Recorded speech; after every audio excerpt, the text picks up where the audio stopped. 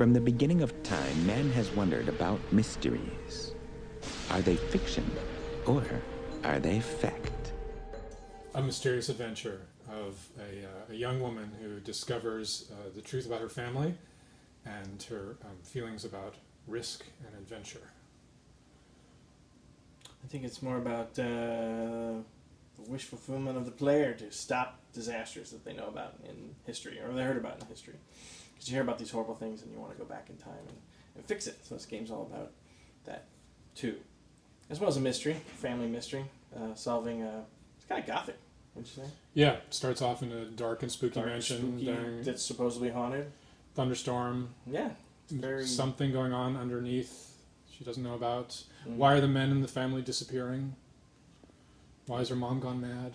Has science revealed things man was not meant to know? Exactly, yeah, exactly. It has that little bit of that, hey, science is getting out of our control, kind of mad scientist theme to it. So I think it's pretty cool. It's got that great adolescent, kind of Hobbit-like adventure where a young, vulnerable, small character has to go on a big quest, and so it's got a lot of great elements in it. It's a real classic adventure story. So it's a little interesting that she's a maker. She's going to make a robot. She's going to make a bunch of devices like every adventure gamer. She's wants to be a scientist. She's got interesting ambitions.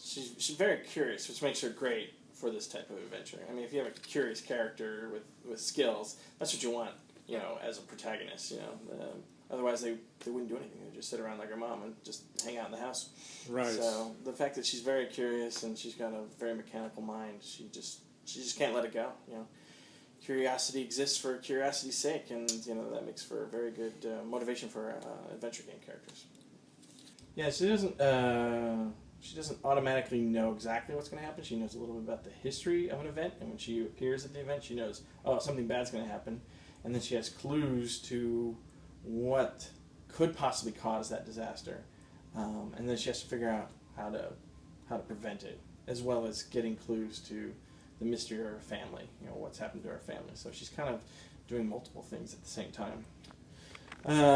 Well, you have to put the character at risk or there's no drama. So the more risk they're in, the more danger they're in, the more the viewer and player get kind of drawn in.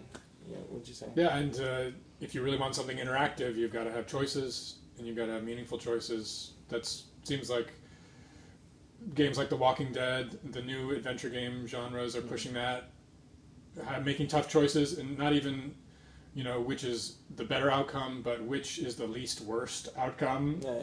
And we're taking advantage of our genre. I mean, our genre allows for interactivity, so otherwise, and that must be a movie. Well, just that we would look over the sets and the characters to make sure that they all still fit with the gameplay. The environments were so important for the puzzles that we had to make sure, don't put a door there, make sure you don't obscure this hot spot here, make sure the nav mesh is big enough. Yeah, in the game design, you had to do a lot of research into how these things worked. So the puzzles were a little bit locked into how certain technologies worked, like how a limelight worked and how the furnaces back then worked. So the game design did definitely inspire the art, because a lot of the elements of the game take place in historical periods, so we couldn't go a little crazy and just come up with a lot of imaginative stuff. You still had to stay in the realm of historical functionality of that period. Just an iterative process, just throwing out the rough lines at first that are really boring, and then reading them over and over again, and so you immediately make fun of it in your head, and then you're like, oh, that's a better comeback line, and you just type that in, and then you just keep playing it, and then you show it to somebody. Like, I have my wife read it out loud for the first time, and I'm like, okay, that's really bad, and then when I hear it actually said, I can redo it again. But I still want to change more, so you just have to stop me at some point.